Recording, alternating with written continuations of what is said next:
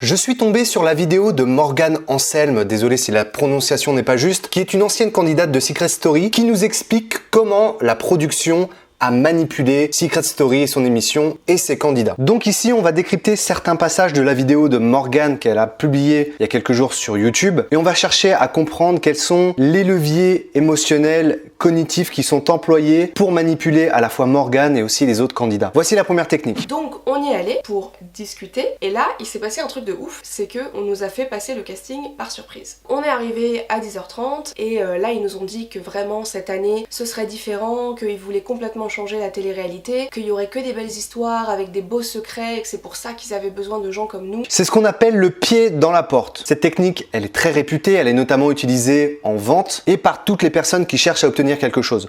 On fait en sorte d'obtenir une petite concession de la part de quelqu'un. Par exemple, pour Morgane, ça peut être prendre une photo ou alors répondre à des questions. Et au fur et à mesure du temps, on va demander de plus en plus de concessions qui demandent un effort de plus en plus important. Et au fur et à mesure du temps, dans l'esprit de la personne, on va créer le oui. On va susciter l'acceptation dans l'esprit de la personne. Faire une photo, c'est pas grand chose. Répondre à des questions, ça va. Demander une carte d'identité, etc., etc. Et au fur et à mesure du temps, ils vont conditionner Morgane à accepter de faire l'émission. Il y a une autre technique qui est utilisée, c'est celle-ci. Il m'a dit, mais Morgane, pense à ton père, c'est important. Et puis bon, je vais te faire une confidence. Nonce Paolini, le directeur de TF1, il t'a adoré et t'es sa candidate préférée. Et moi, jeune, naïve, on me dit ça, j'avoue que j'y crois. Et j'avoue que tout à coup, je me sens intéressante et flattée. C'est l'appel de l'autorité. Puisque le PDG Nonce Paolini, forcément, a une certaine image. Il y a l'expérience de Milgram qui explique qu'on a beaucoup de mal à ne pas répondre positivement à l'autorité. Et dans ce cas précis, Nonce Paolini, il appuie la candidature de Morgane. Et forcément, c'est flatteur pour une fille qui est très jeune, qui cherche des repères. Nonce Paolini lui propose d'entrer dans Secret Story pour partager des valeurs. Donc on a déjà le pied dans la porte et l'appel à l'autorité. Et je me dis, waouh, peut-être que je peux vraiment faire une différence, peut-être que j'ai une opportunité de changer le monde, un petit peu. En gros, le mec m'a fait croire que j'étais une licorne. Voilà, ça c'était moi. Et c'est comme ça qu'on en vient à envisager de faire une télé-réalité. Donc j'ai dit ouais, ok, je vais faire Secret Story. Pour rappel, le secret de Morgane, c'était « Mon père s'appelle Brigitte ». Donc ce qui veut dire que son père a changé de sexe pour devenir une femme. C'est un secret qui est très très fort et la production va jouer sur ses valeurs, sur l'attachement que va avoir Morgane auprès de son père pour la pousser à faire l'émission. Donc ils vont lui dire « Bah écoute, faut absolument que tu rentres dans la maison des secrets pour que les gens soient sensibilisés à ton histoire ». Donc c'est parti, Morgane accepte de faire Secret Story. Pied dans la porte, autorité et appel des valeurs. Nouvel extrait et c'est là que commence le conditionnement mental. Et pendant ces 3 jours, on n'a pas le droit de regarder la télé ni des films et surtout notre garde attitré doit être du même sexe que nous parce que cette personne doit rester avec nous en permanence.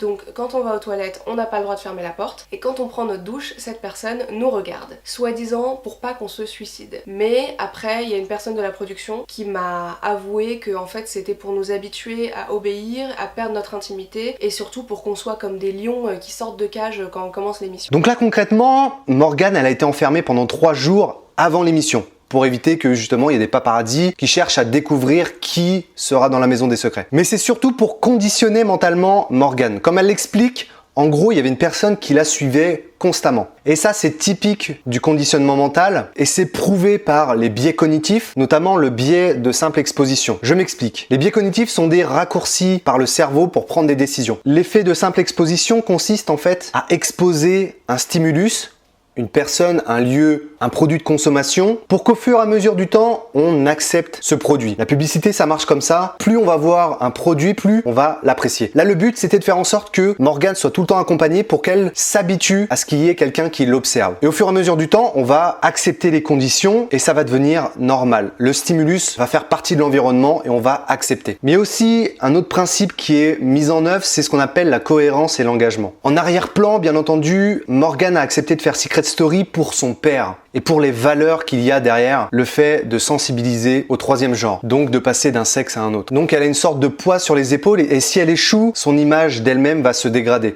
Donc, elle est obligée d'accepter finalement toutes les conditions pour pouvoir rentrer dans la maison des secrets. C'est devenu une sorte de mission avant d'entrer dans Secret Story. Du fait qu'elle se soit engagée, elle doit rester cohérente et accepter toutes les contraintes, sinon elle va échouer. Donc la production cherche à faire accepter ces nouveaux stimulus donc les caméras et le fait qu'il y ait quelqu'un tout le temps avec elle. Et Morgane va avoir une pression interne en se disant « Si je n'accepte pas ça, je ne peux pas rentrer dans la maison des secrets et donc je ne peux pas raconter l'histoire de mon père. » Donc voilà, c'est parti, Morgane est dans la maison des secrets. Parce qu'à partir du moment où on est dans la maison et où les portes se referment, la production change complètement de visage avec nous, complètement. Attends, comment ça? En gros, la production cherche à nous pousser à bout tout le temps. Déjà, on avait reçu des consignes pour faire nos valises. Pas le droit de prendre des jeux de société ni de cartes à jouer, aucun objet électrique, pas le droit aux médicaments sauf pilules et ventoline parce que soi-disant le médecin de la production nous enverrait ce dont on aurait besoin. Et évidemment à l'intérieur, pas de télé, pas d'internet, pas de radio, pas de téléphone, pas de film, pas le droit d'avoir de quoi lire, pas le droit d'avoir de quoi écrire. En gros, rien qui puisse nous permettre de nous évader psychologiquement parce qu'ils veulent qu'on soit tout le temps sous pression, qu'on reste sous pression. Donc là, l'idée est simple, c'est de faire en sorte de supprimer toutes les distractions pour faire en sorte que les candidats soient les uns avec les autres, de les conditionner à discuter et donc à se disputer, à ce qu'il y ait des relations les uns avec les autres. Et ça, c'est ce qu'on appelle le façonnement ou shaping en anglais. Et c'est la première étape du conditionnement opérant. C'est une forme de conditionnement particulière. La seconde étape, c'est de jouer sur le principe de renforcement et de punition. Si un candidat ne fait pas ce qu'on lui demande, on le punit. Et en dernier recours, il y a le producteur qui nous convoque au confessionnal pour nous parler, toujours derrière le miroir sans teint. Moi, il m'a fait venir et il m'a dit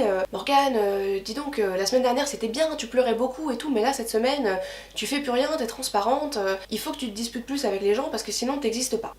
Alors moi je lui ai dit mais attends, je vais pas m'inventer une vie et insulter des gens pour rien. Et il m'a dit écoute, je vais te faire passer une lettre de ton papa qui nous a écrit la semaine dernière. Voilà, il dit qu'il te reconnaît pas, que tu te reposes beaucoup trop sur tes lauriers et que il est très déçu de toi. Ici, c'est d'utiliser le papa pour induire un sentiment de culpabilité ou de fierté, renforcement ou punition. Si elle agit bien, son papa sera fier et si elle agit mal, il sera déçu. Et le pire au final, c'est que son père n'a jamais donné de lettre à la production, ils ont complètement inventé cette histoire et ça c'est ce qu'on appelle la triangulation. Faire intervenir l'opinion de quelqu'un, une opinion qui est réelle ou complètement imaginaire. Bref, Morgane est conditionnée à vouloir rendre fier son père et du coup elle va être obéissante et elle va accepter toutes les demandes de la production. Une fois que les gens sont obéissants, eh bien l'objectif de la production c'est de créer des émotions pour créer le buzz. Tous les soirs, on doit aller au confessionnal faire notre interview. Alors là, c'est des journalistes qui nous posent des questions sur notre journée, on les voit pas, ils sont derrière des miroirs sans teint. Et donc ils nous posent des questions, mais les questions c'est pas des questions anodines. C'est genre, t'as pas l'impression qu'il y a un complot contre toi? Et quand elle t'a pris ton coussin sur le canapé, t'as ressenti quoi? Ça t'a mis en colère, non? T'as pas envie de te venger,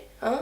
Concrètement, l'objectif de la production était de créer de la colère afin que les habitants se prennent la tête les uns avec les autres. De cette manière, ça crée du buzz. Paul Ekman et son équipe de chercheurs expliquent que la colère démarre par de la contrariété, puis de la frustration, de l'exaspération, de la querelle, de l'amertume, de la vengeance et enfin de la rage. Ces différents stades de la colère sont provoqués par de la dispute, des querelles en sapant le moral, en créant des tensions internes et des actions qui vont frustrer la personne. En bref, la production va utiliser beaucoup de leviers pour faire en sorte tout d'abord de conditionner les candidats à accepter ce qui va se passer dans la maison des secrets et par le simple fait qu'ils soient enfermés, eh bien ils vont accepter toutes les demandes de la production, souvent sous couvert d'un élément central. Pour le coup, là, Morgane, c'était son papa et le fait de le rendre fier et de parler du troisième sexe. Pour d'autres, ça va être l'argent, pour d'autres, ça va être la notoriété, etc., etc. Donc j'espère que cette vidéo t'a plu. Je vais te laisser dans la description des liens concrets vers les recherches scientifiques que j'ai utilisées pour réaliser cette vidéo. J'ai également un e-book que je viens de sortir sur 30 techniques de manipulation qui vont justement t'aider à déjouer les pièges de l'influence et de la manipulation au quotidien pour faire en sorte que tu te protèges des gens toxiques autour de toi. Comme tu vas le voir, ça coûte quelques euros et ça me permet de continuer à te proposer du contenu gratuitement sur cette chaîne YouTube. Merci et à bientôt.